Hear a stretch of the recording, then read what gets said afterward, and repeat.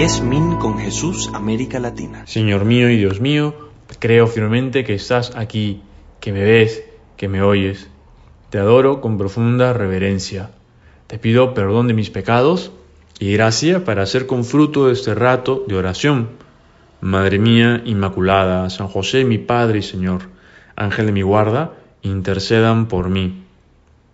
El día de hoy el mundo recuerda esos eventos tan terribles, esos atentados en Estados Unidos contra las Torres Gemelas, contra el Pentágono y ese otro avión que cayó, y muriendo miles de personas, casi 3.000 personas, 3.000 almas. Y aprovechamos este momento para pedir por aquellas personas que murieron en esos atentados, por los que han resultado heridos, con secuelas, por tantas familias que han sufrido. Porque no podemos permanecer indiferentes ante el dolor ajeno. Y recordando esos eventos ya de hace 20 años, pensemos que, haciendo un símil, tú y yo no estamos exentos de esos ataques del enemigo, del demonio, que quiere vernos caer, que no quiere que vivamos esa tranquilidad, esa felicidad que solamente Dios nos puede dar. Por eso el Evangelio de la misa de hoy nos recuerda que debemos permanecer firmes, que debemos construir nuestra casa, nuestra vida sobre esa roca fuerte, sólida, segura, que eres tú, Señor. Y el Evangelio de San Lucas empieza así, diciendo: no hay árbol bueno que dé fruto malo, ni árbol malo que dé fruto bueno.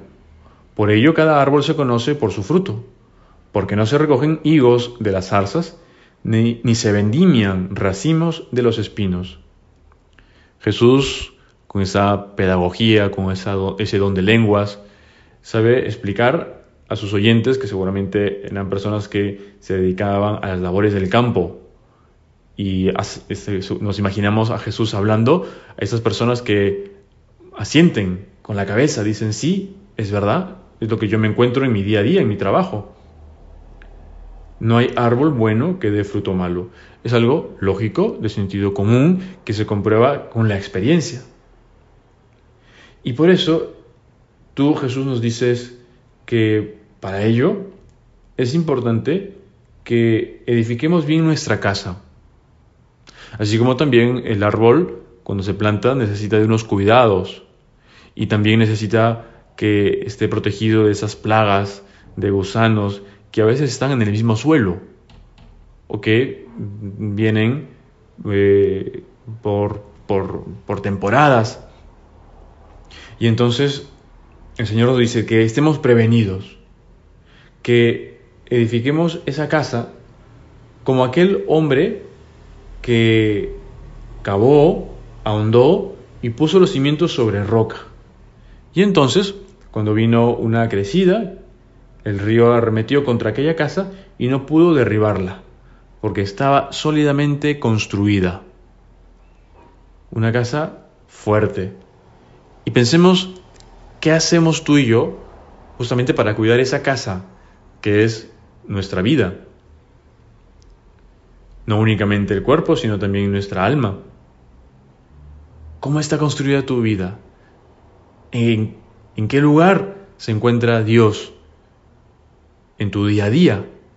Desde que te levantas hasta que te acuestas, cuando trabajas. No es fácil, Señor, porque estamos metidos en medio del mundo y encontramos muchas distracciones, o simplemente porque tenemos que trabajar, porque tenemos que atender cosas. A veces tendremos que atender una clase, tendremos una entrevista, tendremos una reunión y por supuesto no podemos estar siempre rezando. Al contrario, el Señor quiere que trabajemos, quiere que empleemos todas nuestras capacidades al servicio de Dios, de la humanidad, de la sociedad. Pues qué bonito cuánto bien podemos hacer trabajando bien, sirviendo. Con nuestro trabajo bien hecho, hacemos mucho bien a las personas. Ya no es únicamente para mí, que por supuesto es de justicia, pues que uno trabaje, que perciba el sueldo justo, poder mantener a su familia. Pero hay más, hay más cosas que no se quedan únicamente en nosotros, en uno mismo. Pues todo eso, cuando está construido sobre esa roca firme, cuando vienen esos temporales, esas tormentas, ¿no?, que de pronto golpean, ¿con qué fuerza? Hace una semana aproximadamente viajé a la selva de Perú, de la Amazonía, y eso que es lo que se conoce como ceja de selva, no es ya la selva profunda, la selva baja, sino recién empieza la selva. Obviamente se ve los ríos de la Amazonía, la vegetación exuberante, y en el último día, de pronto, en la madrugada, empezamos a oír en el techo un golpe, otro, y de pronto se desató una lluvia, un temporal, que arremetió con una fuerza. Es como si alguien hubiese abierto una gran compuerta del cielo y cayó todo el agua que había. Y parecía que se venía abajo la casa, el techo. Y ya, después de un par de horas, es como que una persona volvió a cerrar la compuerta y se acabó. Pues en nuestra vida también pueden soplar, golpear esos temporales. ¿Y qué nos puede ayudar? Nos puede ayudar justamente la oración, como estamos haciendo tú y yo. Una oración que no reemplaza el diálogo con Dios, que no puede reemplazar.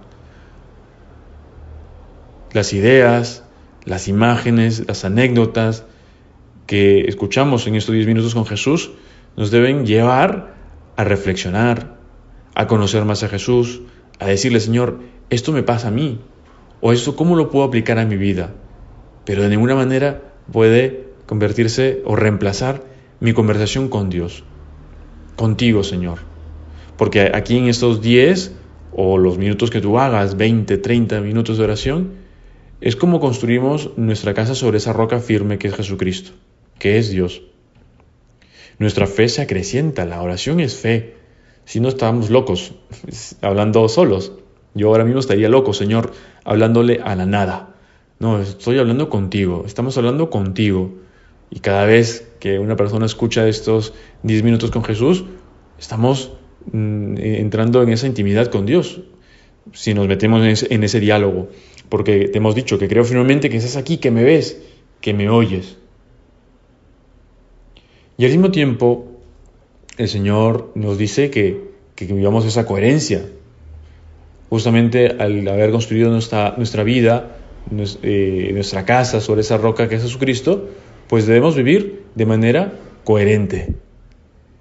Y por eso Santa Teresa de Jesús dice en las moradas: pues no está el negocio en tener hábito de religión, o no, sino en procurar ejercitar las virtudes y rendir nuestra voluntad a la de Dios en todo, y que el concierto de nuestra vida sea lo que su majestad ordenare de ella, y no queramos nosotras que se haga nuestra voluntad, sino la suya. En este caso, esta santa advierte a las religiosas a las que se dirige que no se trata de que por utilizar el hábito ya son perfectas, sino que se trata de ejercitar las virtudes. Ellas, pues por supuesto con sus votos, con esa vida pues anegada en ese momento donde prima ese alejamiento total del mundo, separación total del mundo, pues no por eso ya han conseguido la vida eterna, la santidad. No, al contrario, recién han empezado. ¿Y cómo? Con esas virtudes. Y en esto tú y yo, que bueno, a lo mejor si eres religiosa, religioso, o muy probablemente la gran mayoría laicos y sacerdotes seguro, pues tenemos en común que vivimos las virtudes. La primera de ellas, la caridad, el amor a Dios y el amor al prójimo. Ese amor a Dios nos llevará a querer contentar, tener a Dios contento con nuestra vida, con nuestro comportamiento, y más bien al encontrar cosas que no van, que hemos fallado, que nos hemos equivocado, decimos: Señor, perdón, porque esto que he dicho, que he hecho, que he pensado, no es propio de un hijo de Dios. Perdóname, Señor. Inmediatamente Dios nos va a ayudar, porque no nos va a castigar. El Señor quiere que cambiemos justamente, que rectifiquemos, y para eso debemos reconocerlo. Pues le pedimos a nuestra Madre Santísima que nos ayude a rectificar siempre y a tener nuestra casa, nuestra vida construida sobre esa roca que es Cristo, su Hijo. Te doy gracias, Dios mío, por los buenos propósitos, afectos e inspiraciones que me has comunicado en esta meditación. Te pido ayuda para ponerlos por obra. Madre mía Inmaculada, San José mi Padre y Señor, Ángel de mi guarda, intercedan por mí.